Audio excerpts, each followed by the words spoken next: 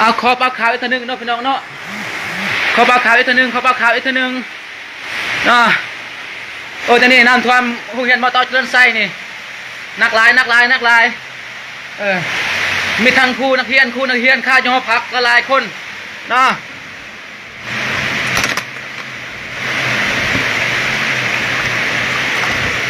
สวยเด้เนาะเดี๋ยวนอนนุ่งนักเรียนอยู่พักละลายคนนี่ออกบ่ได้นี่ไปใส่บ่ได้น้ำเต็มตาฟังแหละเดี๋ยวนอนนักเรียนอยู่พักละลายคนนี่ออกบ่ได้เลยบ่นี่เนาะน้ำเต็มแล้วสวยเด้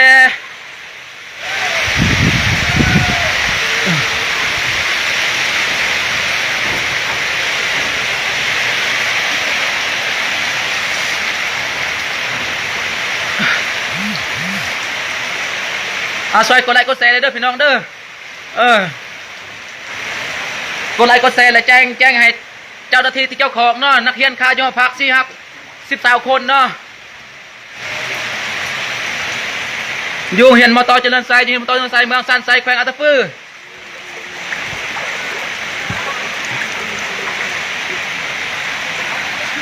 นี่รถอาจารย์สีเบาเนี่ยก็ท่วมแหละเอาออกมาได้รถอยู่หัวพักละลายคันเนาะ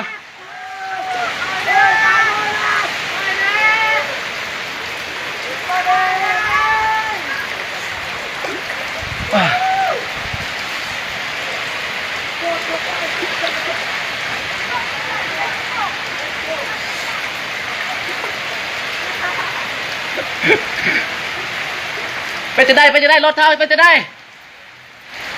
รถฮอตเลยวะ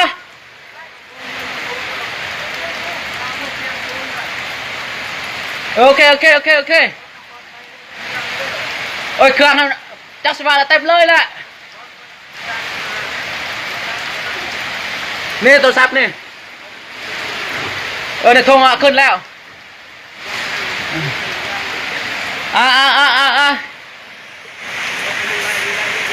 สวยในเด้อพี่น้องเด้อทำเฮียนมาตอนยังใส่น้ำท่วมแล้วโอ้ยจะได้นี่ครูอาจารย์นักเรียนพร้อมด้วยนักเรียนเนาะ13 คนในค่ายอยู่หอพักออกมาได้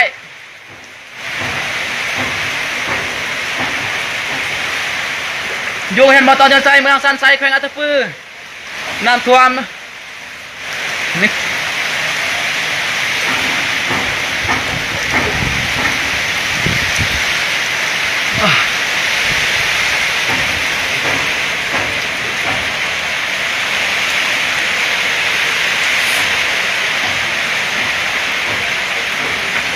โอ้ยจับกองกับบอลแนนเลยสันลายหนาวลายโอ้ยอะไรเนาะพูฝนเอ้ยช่ว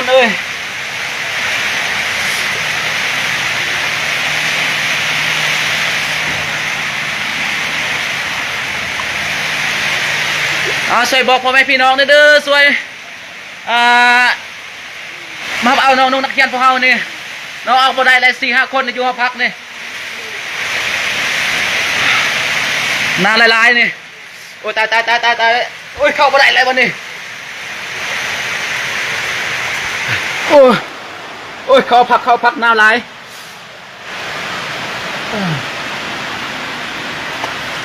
ขอบใจเด้อทุกคนเด้อสวยขอบใจหลาย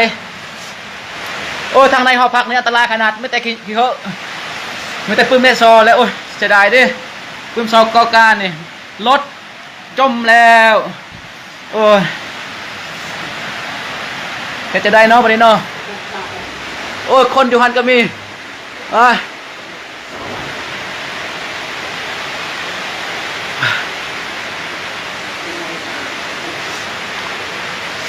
้ยจะได้บ่นี่โอ้ยปืนซอกอการคอมแคมนี่หมดแล้วบ่นี่น่าละลาย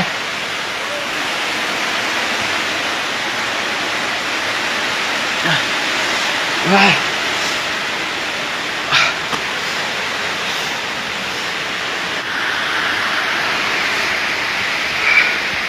อ้ตายสั่นมาต้นโตแล้วบ้านี้ทางหนาวทางสั่นเลย พอบ่ได้หุ้มเขาแต่เช้า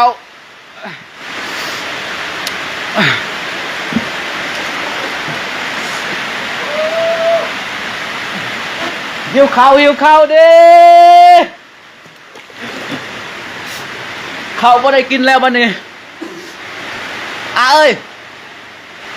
เอาไปนั่นออกติไตมาพี่เนี่ยข้าวยังมีอยู่แต่ว่านั่นโอ้ตายผู้ใดเห็นอยากกดไลค์กดแชร์เด้อกระซวยแจ้ง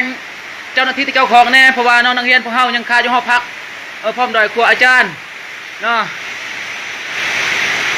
เอาบอกข่าวแน่ด่วนๆเนาะพอฝนตกนี่พอท่านเศร้านี่สิออกบ่ได้แหละบ่มีอันนั้นบ่มีเรือสิขามก็เลยอยู่ออกบ่ได้ไปบ่ได้มันแต่อยู่หอพักข้าวน้ำสามปลากับน้องนักเรียนก็บ่ได้กินพร้อมดอยครัวอาจารย์นี่กำลังจะขึ้นหลังคาแล้วขอบใจทุกคนเด้อที่ให้เป็นกำลังใจ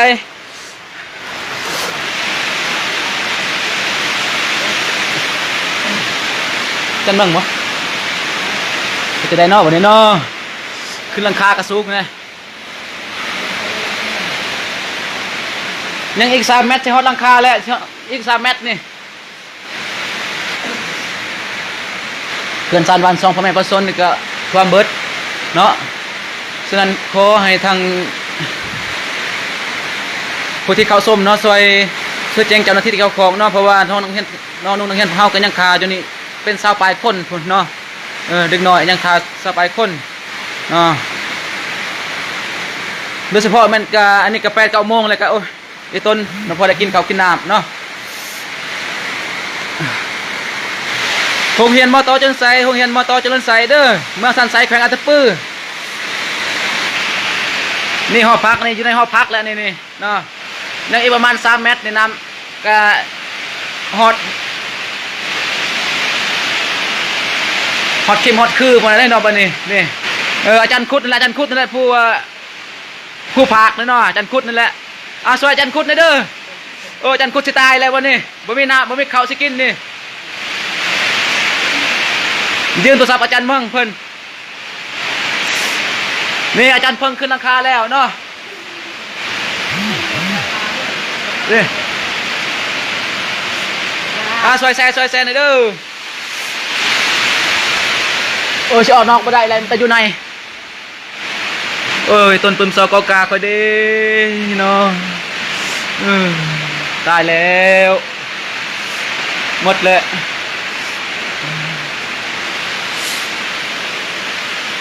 ขอบใจทุกคนเด้อขอบใจหลายออกนี่บ่ได้แล้วพอน้ำมันร้ายแล้วพอนักเรียนก็ยัง20 คนพุ่นอยู่หั่น20 ปลายคนออกบ่ได้เดี๋ยวนี้คาอยู่หอพักนี่นักเรียนหลายคนนี่เด้อมาช่วยแน่น้ำท่วม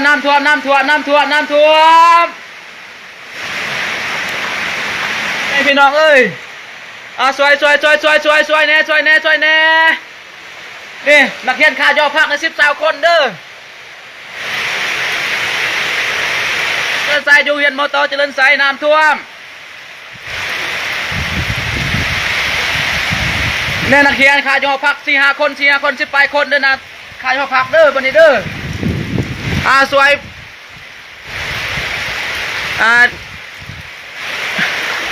แจ้งผู้ที่เกี่ยวข้องแน่นักเรียนคาอยู่หอพักหลายคนนี่ออกบ่ได้เนาะลดลานความมืดเนาะอากา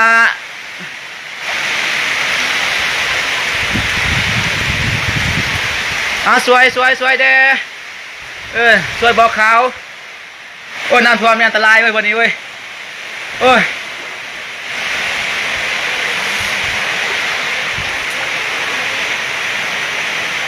เฮ็ดจะได้เนาะวันนี้เนาะนักเรียนคาอยู่หอพักเนาะวันนี้เนาะ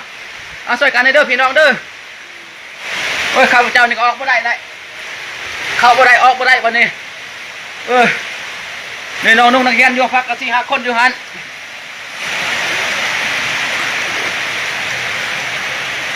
ไปเอาน้องนักเรียนอยู่หอพักเด้อโอ้ย มันใช่ประตูอีกแล้ววันนี้อันตรายเลยน้ำนี่เอ้ย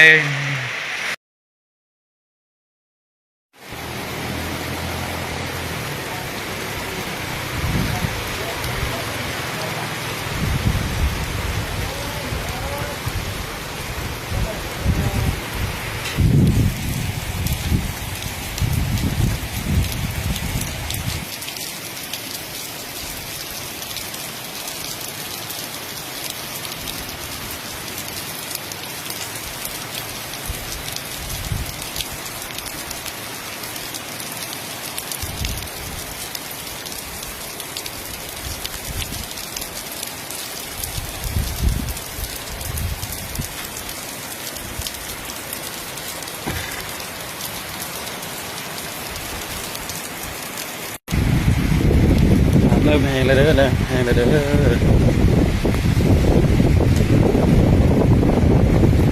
สโมสรของเฮียมาสนุกงานท่วมแล้ว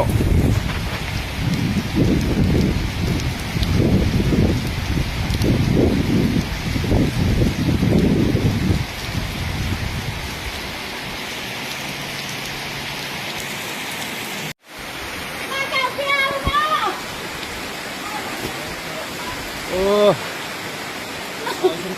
เอาไปไป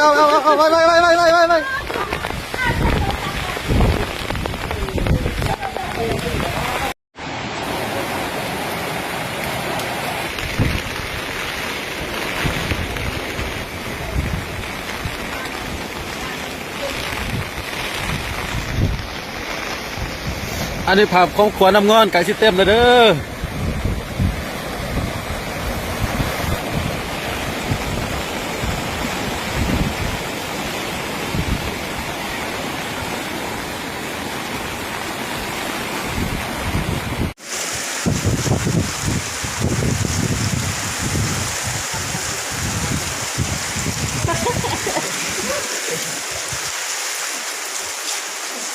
มีนักเรียน3 คนมาช่วย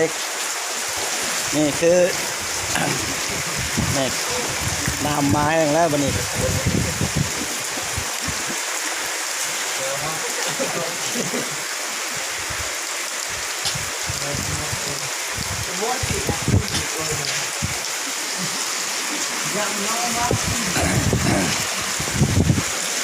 นี่สมสรกระท่วมและน้ำเข้ามาแล้ววันนี้คุณน้ำเข้าทางประตูเบื้องนั้นแหละจะนายเต็มเลยจะนายนี่นี่มีนักเรียน3 คนมาช่วยเรียกเอาเป็นเฟสอัดอันนี้ไปใครตัวนั้นอีก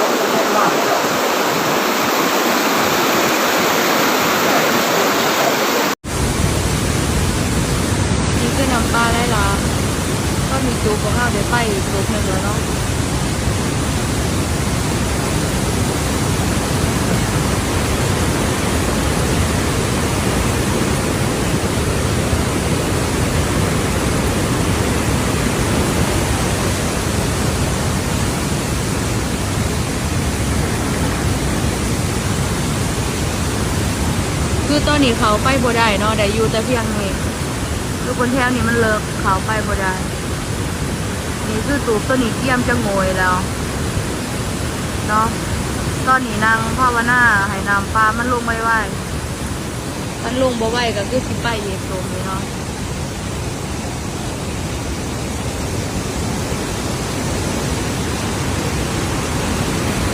ความแห้งของไฟนะคือบ่เคยจักเทือเนาะบ่เคยนักหน่วงเลยก็ขึ้นมาแห้งหอยปลานี่จักเทือเนาะบ่เคยเลย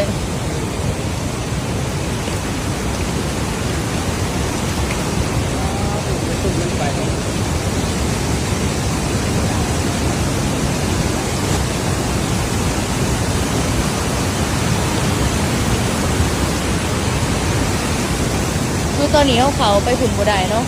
ก็ได้อยู่แต่แบบนี้ก่อนเบิ่งเลย